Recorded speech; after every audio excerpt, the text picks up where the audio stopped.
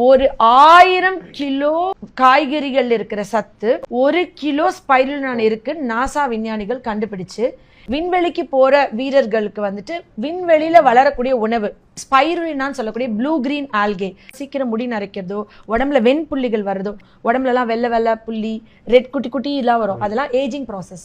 நம்மள இளமையா வச்சுக்கிறதுக்கு இந்த மொத்த பிளானட்லயும் இந்த ஃபர்ஸ்ட் பிளேஸ் கண்டுபிடிச்சது இந்த ஸ்பைருலினா.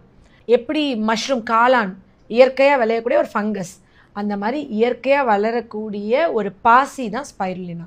பசங்கள்லாம் நிறைய கூல் லிப்ஸ் வைக்கிறாங்க, நிறைய பான் பராக் போடுறாங்க, நிறைய ஸ்கூல் பசங்க காலேஜ் பசங்க அவங்களோட வாயிலெல்லாம் அது வைக்கிறாங்க பார்த்தீங்களா.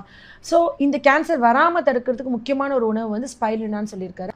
அசிடெக்ஸ்ன்னு சொல்லக்கூடிய பழங்குடி மக்கள் அவங்களுக்கு பஞ்சத்தில் சாப்பாடு கிடைக்காதப்ப நம்மலாம் இப்போது பஞ்சத்துலலாம் வந்து மூக்கிரட்டை இந்த மாதிரி கிராமப்புறங்களில் வீட்டை சுற்றி விளையிற காய்கறிகள் எடுத்து சமைப்பாங்க தெரியுங்களா, ரொம்ப கஷ்டத்துலலாம்.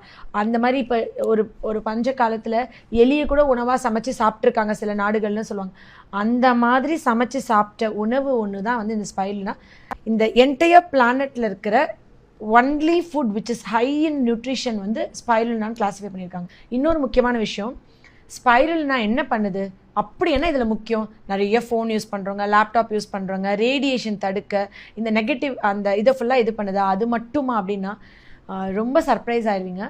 என் உடம்பை சுத்தம் பண்ணணும், என் கிட்னியை சுத்தம் பண்ணணும், என் லிவர் சுத்தம் பண்ணணும், டிடாக்ஸ் பண்ணணும், நிறையலாம் வேணாம். வெறும் ஸ்பைருலினா எடுத்தால் டிடாக்ஸ் ஆகுது. எப்படி டிடாக்ஸ் ஆகுது அப்படின்னா, என் உடம்புக்குள்ளே போயிட்டு உடம்புல இருக்கிற excess of metals, mercury, lead, zinc, arsenic என்னன்னாலும் சரி, என் உடம்புல இருக்கிற மெட்டல்ஸில் இது வந்து ஒரு கீலேட்டிங் ஏஜென்ட், சிஹெச்இ சீலேட்டிங்னு சொல்லலாம், கீலேட்டிங்னு சொல்லலாம்.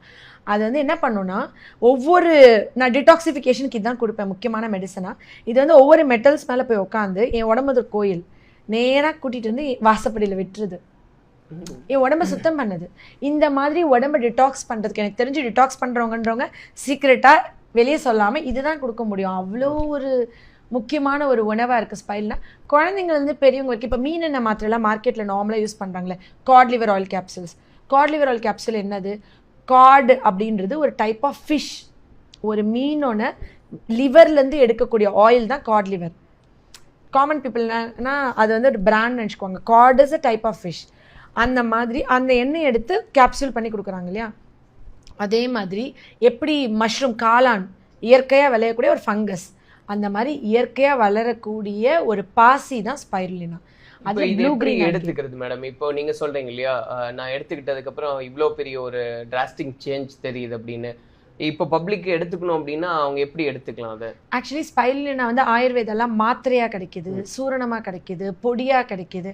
ஹோமியோவில் நான் மெடிசனாக கொடுக்குறேன். ஆக்சுவலி நான் கொடுக்குறது 100% பயங்கர எஃபெக்டிவாக இருக்கும். ஆனால் இப்போ அதை பற்றி ரொம்ப பேசணும்னா அது மெடிசன் மார்க்கெட்டிங் மாதிரி ஆயிரும்.